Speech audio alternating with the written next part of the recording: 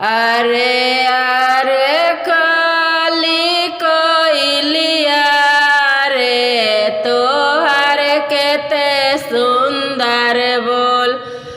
अरे अरे काली कोइलिया रे तोहर केते सुंदर बोल। आजू अम्मा के डाला छोड़ देला रे जाइबा कौने देश। आजू अम्मा के डाला छोड़ देला रे जाइबा कौने देश। आगे आगे बेटी दुलरे तो बेटी गे तोहर केते सुंदर बोल।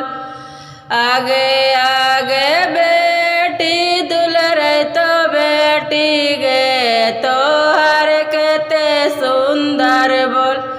आजू पापा के महला छोड़ दे लगे जाइबा ससुर के देश।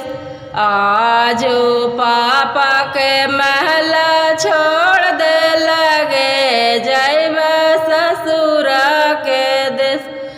आजी आजी पापा अपने पापा जी तोहर मतिया हेरल।